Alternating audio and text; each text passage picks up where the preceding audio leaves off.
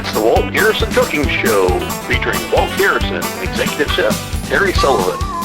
And now, here's Walt Garrison. All right, Terry, we've showed them how to cook the perfect steak. And now we get back to something that I kind of have an idea about how to cook. And it's a staple in Texas, you know, it's chicken fried steak. And a lot of people, I guess there's some people from the north that don't cook chicken fried steak. First, I want you to tell them about the meat and what you're looking for in the meat. All right. Well, you want to, in the meat, and again, you just go to your local grocery store and buy this meat, but it's called beef bottom round. Beef bottom round. Now, you can buy it already tenderized. Now, what that means is the butcher will take a piece of meat and he'll put it through what is called the needles, and they'll poke all these holes in it to tenderize it. Now, if you grew up eating chicken fried steak, your mother or my mother, you'd hear pounding in the kitchen. Well, she would have one of these hammers and she'd be pounding. Yeah. But you don't have to do that today. You can take it, buy it in the butcher shop, take it to the butcher, ask him to put it through the needles, and he'll tenderize it for you.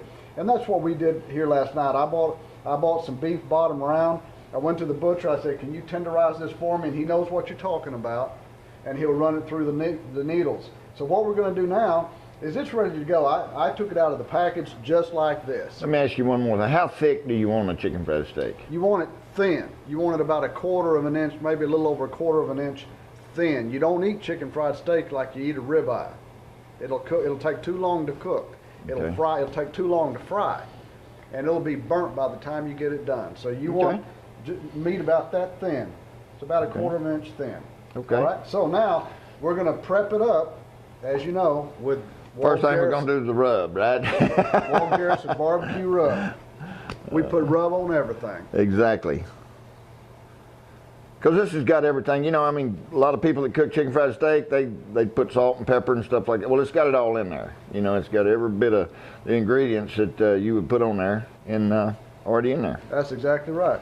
That's exactly right. And if you're not careful, if you put this rub on there and if you put salt and pepper on there, you'll break the balance of the rub. It'll be too salty or too peppery. And I like the way you're putting that on there. You're putting.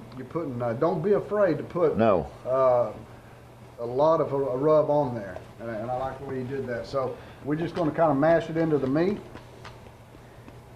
Now, this is the most important part after you put the rub on it, Walt. As you know, tell them what you're fixing to do here. Well, we beat up a couple eggs here, and we got some flour. So all we're going to do is dip this in the eggs first, and then dip it in the flour, and then put it in the skillet. That's the breading. That's what makes it chicken fried. All right, how many you want to do? All of them? Yeah, let's just do. Well, I'll tell you what. Let's just do these 3 little ones. Okay. Okay. And what he's doing here, people, everybody, is he's just putting them in the egg, putting them over in the flour. Taking some flour, rubbing it on there so it rubs it into the meat. And we got a breaded chicken fried steak. This is the way you do it in the South. And we're ready to go. That's the way you do it in the North if you want good chicken fried steak. Okay, now Walt, this is important. You put, as you know, but the people out in the TV land, you want to put just enough grease in this cast iron skillet, or any skillet will work, but I always use cast iron skillets because they cook evenly all the way across. But you want to put just enough grease to cover the bottom, and then just a little bit more, not too much. Now, how do you know when it's ready? Well, first of all, you don't want to get it too hot. You want to put your burner on about medium because you want that grease at about 325. This is the only way that I know how to tell if it's ready to go. This is the way my mother taught me. It's the way my grandmother does it. You just stick your finger in it. Why don't you do that? No. That's not the way you do it. Well, okay, you caught me on that one. Yeah. But the only way to do it, I know, is you take just a pinch of flour and you throw in the grease, and when it does that, it's ready. It's ready to go. It is ready. I mean, when it sizzles out real fast like that, it's ready to go. All right, so we've already basted these, and I guess you're going to make me put them in there. Exactly. All right. In case your finger gets in the grease. Oh, that's what I'm talking about. We're going to put them in there, and look at that. Yep.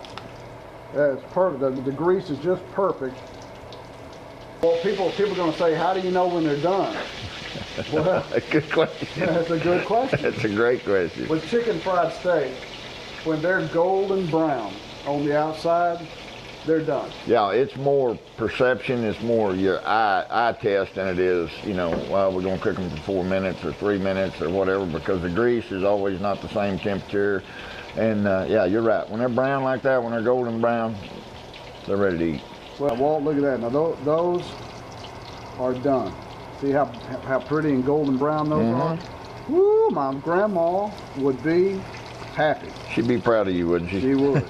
And that says a lot. We're going to cut into these, and I want to show you they're going to be perfect all the way through. See that? They're done. That's exactly what they're supposed to look like. Now that took about 5.5, 6 minutes in the grease. Hey, this is Walt, making gravy. I just want to tell you, it's hard until you learn how to do it. And that's why a lot of people don't know how to do it, because they don't know. You know, it's not a science. It's not where you say, okay, you put a teaspoon of this or a teaspoon of that. It's not that. It depends on how much grease you have in there, and then how much grease you have in there determines how much flour you have in there, and then how much flour you have in there, and after it starts boiling a little bit, determines how much milk you put in. Correct. You put in there. But the first thing people have to know is you don't want to just take all the grease that you just cooked your chicken fried steak in for gravy. Now we're going to use the grease that we cooked the chicken fried steak in for gravy, but we're going to pour a lot of it out. All right. Now, folks, don't pour grease down your kitchen sink. Don't do that. You know, have you ever poured grease in a bowl and after a couple days it's hard? Yeah.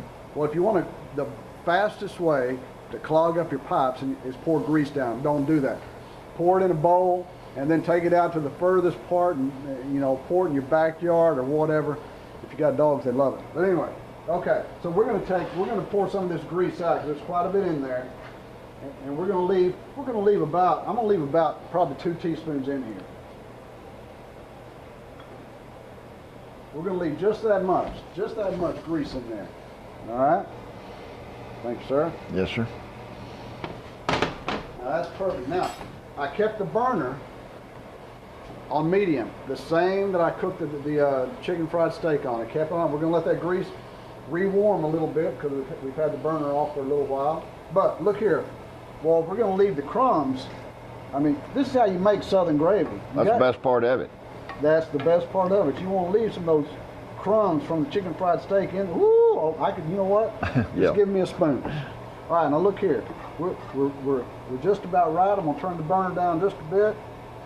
And now I'm going to put this, watch how much flour I put in there. This is the flour we cooked the chicken fried steak in. And to start off, I'm going to see how that's bubbling? That's probably going to be just about right. Now we're going to put the milk in there.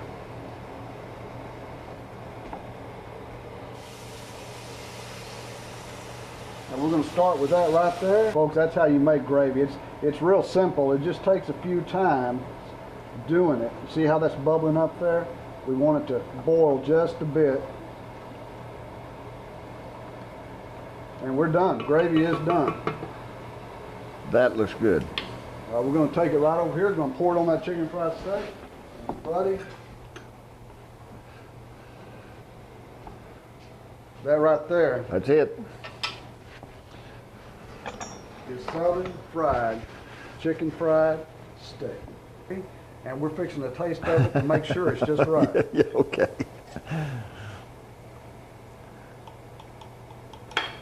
Here's your fork. Or whatever. All right. I hate to be the guinea pig, but I will. I know. Woo! Good gravy.